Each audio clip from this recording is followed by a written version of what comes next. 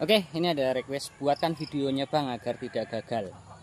Nah, gini, ini yang akan kita praktekin adalah cara sambung pucuk tunas raja atau sambung kipas. Ya, sambung kipas agar kita tidak kewalahan untuk menghadapi tunasnya nanti ketika sudah tumbuh, yaitu dengan satu mata tunas. Nah, ini langsung saya praktekkan sesuai dengan permintaan. Nah, ini tunas raja ya, tunas raja, dan ini adalah batang induk pangkal atau biasanya adalah batang lokal yang akan kita rubah, kita sambung menjadi cabang kipas. Ya, cabang kipas itu yang rantingnya ke samping tidak bisa tumbuh batang yang ke atas, atau dalam kata lain itu perdu. Nah, bagaimana cara kita menyambungnya agar jadi dan bagus, ataupun inti dalam video ini adalah untuk membuat video sambung kipas yang nantinya tunasnya tidak terlalu banyak, karena kalau misalkan kita menggunakan dua ruas atau dua mata tunas, itu tunasnya nanti berlebihan. Nah, intinya ke situ. Nah, kemungkinan banyak petani yang sudah paham, dan mungkin sudah banyak yang para master yang menyaksikan video ini, sedangkan saya sendiri masih dalam tahap belajar. Tapi paling tidak saya mau berbagi dengan kalau dibilang ilmu bukan ya, yang jelas berbagi pengalaman apa yang saya lakukan. Bukan berbagi ilmu, bukan menggurui. Nanti saya dikiranya dosen kalau menggurui. Kalau berbagi ilmu nanti saya dikiranya profesor, insinyur. Itu bukan, karena saya sendiri nggak sekolah. Jadi saya hanya sekedar berbagi pengalaman. Kalaupun ada salahnya ya harap dimaklumi saja. Nah, kalaupun memang video ini bermanfaat ya alhamdulillah. Nah, ini di video ini kita akan mempraktekkan secara langsung bagaimana cara kita nyambung sisip kipas atau nyambung kipas ya, sambung kipas pada batang pangkal atau batang bawah yang lokalan, atau yang dalam arti batang bawah itu bibitnya buahnya itu jelek tapi mau kita rubah, atau batang bawah itu disebut lancuran lalu kita rubah menjadi cabang kipas atau sambung payung ya. Sebagian menyebutnya sambung payung, sebagian menyebutnya sambung kipas. Dengan menggunakan tunas raja. Nah, sedikit saya jelaskan, tunas raja ini ketika kita sambung ke batang kopi, dia tidak tumbuh batang yang naik ke atas. Tumbuhnya setiap kali dia tumbuh tunas berupa ranting dan ke samping, tidak bisa meninggi, dia hanya ke samping. Nah, bagaimana cara kita menyambungnya? Langsung kita praktekkan saja. Ini cabang kipas atau tunas raja yang kita ambil dari pohon kipas juga. Jadi kalau kita ngambil tunas raja ya tetap dari cabang kipas atau dari pohon sambung kipas. Nah, kalau kita ngambilnya dari batang lancur yang ada ranting, ini ya dahan, bukan cabang raja atau tunas raja yang ada dahan. Tapi dahan ini juga suatu saat, misalkan nih, ini kan dahan. Dahan ini kita sambungkan ke pohon lancur ini. Anggaplah ini seperti tunas raja. Walaupun awalnya dia tumbuhnya hanya cabang ranting juga, seperti bibit awalnya ini, stek awalnya ini, lama kelamaan ini akan tetap tumbuh tunas raja. Oke, kita langsung gunakan tunas rajanya saja. Kita potong dahan-dahan, kita potong karena kita nggak menggunakan daun. Untuk sambung pucuk kita nggak menggunakan daun, hanya seperti ini ya. Oke, paham? Jadi kita ambil satu mata tunas saja. Nah, ini kan ada dua nih ya, 1, 2. Kalau kita menggunakan dua ruas seperti ini, nanti di sini tumbuh cabang, di sini tumbuh cabang, di sini juga tumbuh cabang.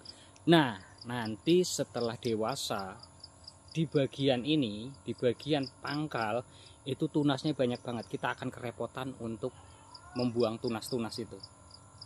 Nah, untuk mengatasi itu kita cukup gunakan satu mata saja seperti ini. Ya, satu mata aja seperti ini. Caranya bagaimana? Langsung kita praktekkan saja. Ini adalah batang bawah yang akan kita rubah menjadi sambung kipas ya. Seperti ini. Kita akan rubah dari batang lancur menjadi batang kipas. Oke. Alatnya Kita menggunakan pisau boleh, cutter boleh, silet boleh, yang penting tajam. Mana yang mudah digunakan, mana yang mau digunakan, mana yang ada silakan digunakan, nggak apa-apa. Yang penting pisaunya steril.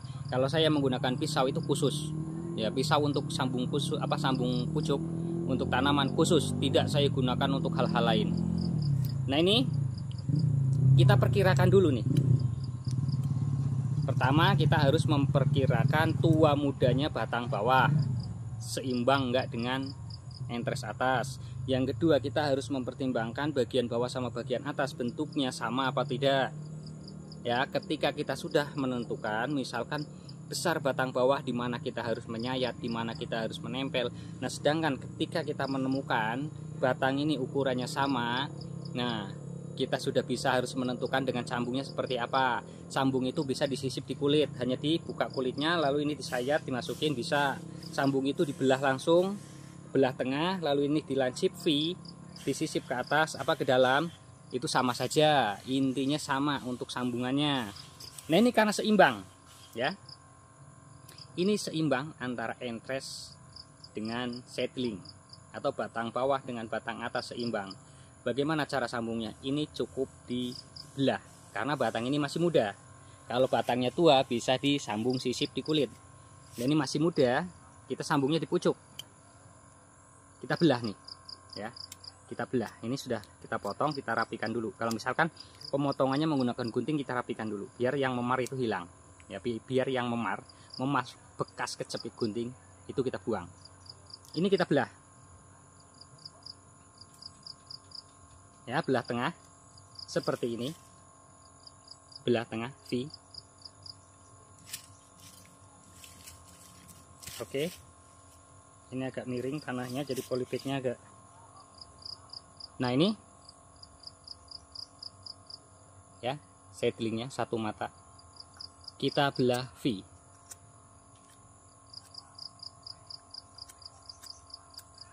Sebenarnya sudah banyak sih video-video sambung saya di 3 bulan lalu tuh, banyak banget sih. Belah V seperti ini ya, kanan kiri seimbang, harus rata, ini rata, jangan nanti sini tipis, pucuknya tebel, bagian tengahnya tipis, nanti nggak menempel kambiumnya. Nah, hal utama yang perlu diperhatikan untuk sambung pucuk biar tidak gagal, ini sangat penting nih ya, perhatikan.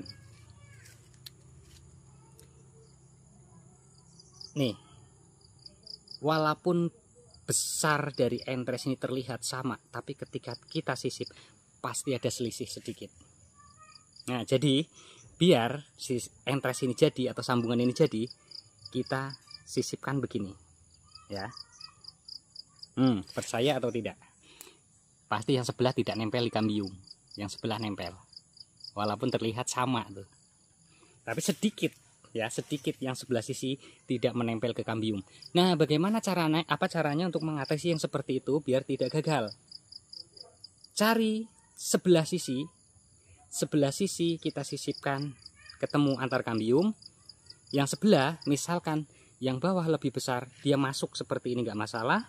Kalaupun yang atas ini yang lebih besar, yang sebelah keluar juga nggak masalah. Ya ini kan masuk nih, karena lebih besar sedikit yang bagian bawah. Kalau yang bagian atas lebih besar pasti keluar yang entres atasnya, itu nggak masalah. Yang penting di sebelah sisi harus ketemu antar kambium, press sisi seperti ini. Nah, sudah ketemu antar kambium seperti ini, nanti ini yang akan menyatu. Nah, ini lama menyatunya. Yang paling cepat menyatu yang ini.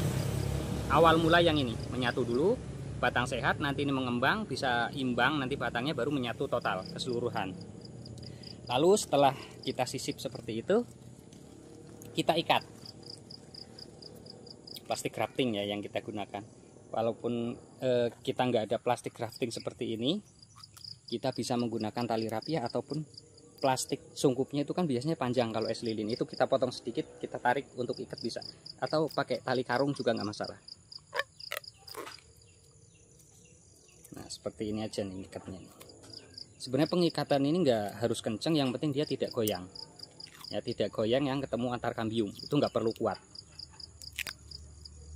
5 atau 6 kali sudah cukup. Nah seperti ini kuat banget tuh nggak goyang, padahal cuma ditarik sedikit.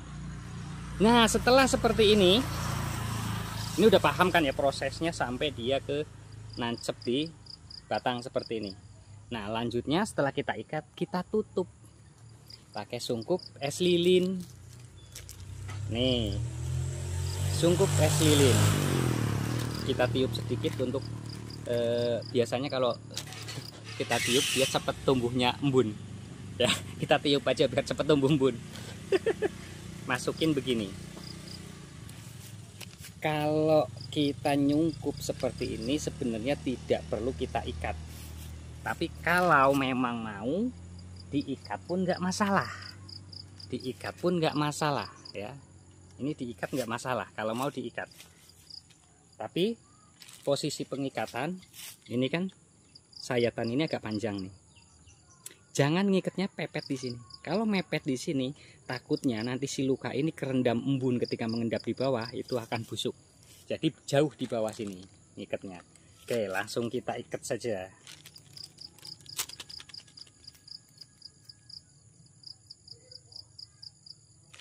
Nah, jauh di bawah ya, ngikatnya jauh di bawah.